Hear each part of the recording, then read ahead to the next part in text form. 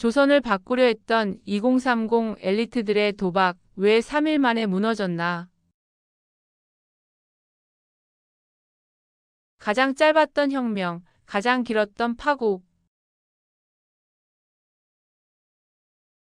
1884년 12월 4일 밤, 조선의 수도 한성에서 충격적인 사건이 터집니다. 신식 우편제도 개시를 축하하는 연회장. 화려한 만찬이 이어지던 그곳에서 갑자기 폭음과 함께 불길이 치솟았습니다.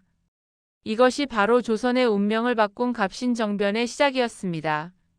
이 혁명은 단 3일 만에 실패했습니다. 역사는 그들을 패배자 혹은 급진적 이상주의자라 기록했습니다. 하지만 이들은 누구였을까요? 김옥균, 박영효, 홍영식 모두 20, 30대의 조선 최고 엘리트였습니다. 조선을 청나라의 간섭에서 벗어나게 하고 서구처럼 근대화시키려 했던 젊은 엘리트들의 도박.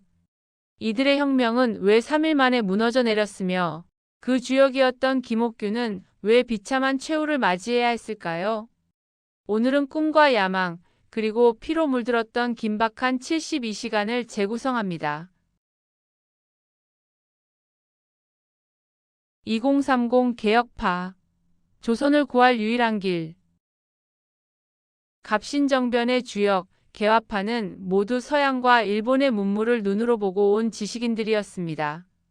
그들의 눈에 비친 조선은 청나라와 기득권의 간섭 속에 고통받는 병든 나라였습니다.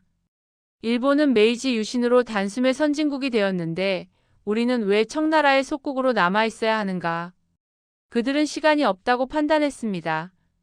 조금씩 개혁해서는 청나라와 서구 열강의 압박 속에서 조선이 살아남을 수 없다고 보았습니다. 그래서 선택한 모델이 일본의 메이지 유신이었습니다. 위로부터의 빠르고 강력한 혁명. 문제는 돈과 무력이었습니다. 개화파는 왕실의 비자금과 일본에서 빌린 차관으로 자금을 마련하려 했고 결국 일본 공사 다케조의 시니치로에게 군사적인 지원을 약속받았습니다. 우리가 거사를 일으키면 일본군이 병력을 투입해 궁궐을 지켜줄 것이다. 이것이 그들의 유일한 희망이자 치명적인 오산이었습니다. 디데이. 피해 만찬. 1884년 12월 4일. 우정총국 개국 축하연. 개화파는 이곳에서 혁명을 시작하기로 계획했습니다. 이유는 단순합니다. 보수파 대신들이 모두 모이는 절호의 기회였으니까요. 저녁 8시. 연회장 밖에서 갑자기 불길이 솟아올랐습니다. 개화파가 미리 심어둔 요원들이 일으킨 방화였습니다. 불이야. 연회장은 순식간에 아수라장이 되었고 대신들은 당황하여 밖으로 뛰쳐나왔습니다. 이 혼란 속에서 김옥균을 비롯한 개화파 급진 세력은 살생부에 적힌 대신들을 습격했습니다. 조선의 개혁을 막던 수국파의 핵심 인물들, 민태호, 한규직 등 5, 6명의 고위 관료들이 그 자리에서 살해당했습니다. 피해 만찬이었습니다. 그리고 그들은 왕 고종을 확보했습니다. 개화파는 고종에게 청나라 군대와 보수파가 역모를 일으켰으니 신변 안전을 위해 궁궐을 옮겨야 한다고 거짓 보고했습니다. 고종은 급히 가마를 타고 경복궁 북쪽의 작은 궁궐 개동궁으로 이동했습니다. 궁궐의 실권을 잡는 데 성공한 겁니다. 3일 천하의 절정. 조선의 새로운 설계도. 하룻밤의 살육 끝에 권력을 잡은 개화파. 12월 5일 그들은 혁명의 성공을 선포했습니다. 그들은 조선을 바꾸기 위한 새로운 설계도 14개조 정강을 발표합니다. 주요 내용은 충격적이었습니다. 청에 대한 종속관계 청산, 청에 대한 조공을 폐지하고 문벌 폐지와 평등권 확립, 재정의 일원화, 개인 착복 금지, 왕권을 강화하고 내각의 실권을 부여.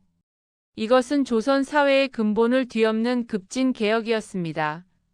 김옥균을 비롯한 젊은 혁명가들에게 이날은 3일 천하의 가장 빛나는 순간이었습니다. 하지만 이 빛은 그림자를 동반했습니다. 개화파는 오직 자신들의 지지 기반인 엘리트와 지식인만을 생각했을 뿐 대다수 백성에게는 이 혁명이 왜 필요한지, 왜 목숨 걸고 지켜야 하는지 설득하지 못했습니다.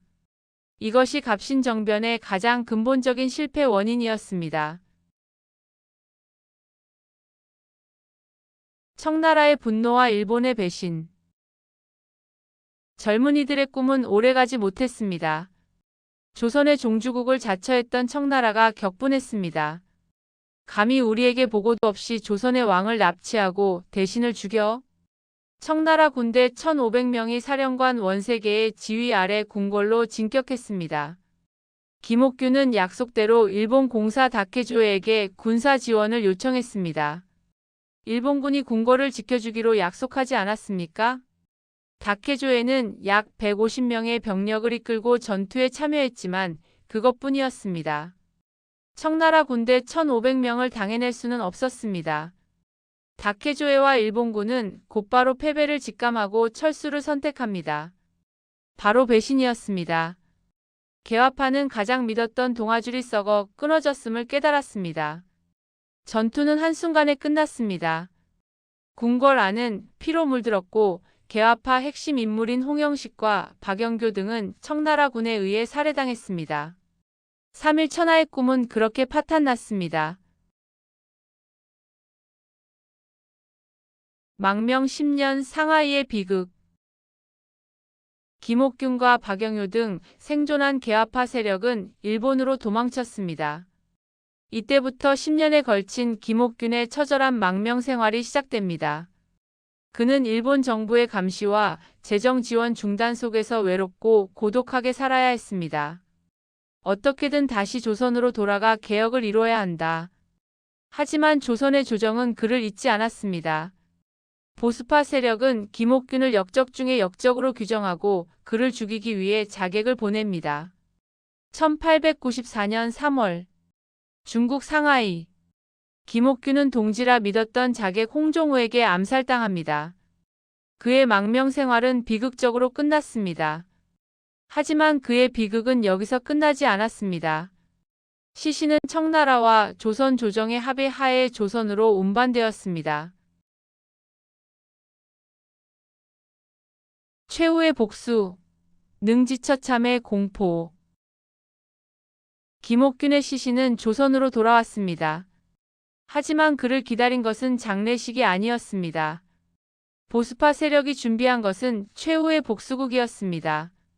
김옥균의 시신은 역적의 죄에 따라 능지처참되었습니다. 사지를 찢어 죽이는 이 끔찍한 형벌은 이미 죽은 시신에 대해 집행된 것입니다. 그의 머리, 팔, 다리는 토막나 조선 팔도에 효수되었습니다. 누구든 왕에게 반역하면 이렇게 된다는 공포를 백성들에게 각인시키기 위함이었습니다. 김옥균은 자신이 꿈꿨던 개혁의 조선 땅에 결국 토막난 시신이 되어서야 돌아올 수 있었습니다. 시대의 비극과 미완의 꿈. 갑신정변의 실패는 단순히 혁명의 실패가 아니었습니다. 이것은 조선이 자력으로 근대화를 이룰 수 있는 마지막 기회를 잃었다는 것을 의미했습니다.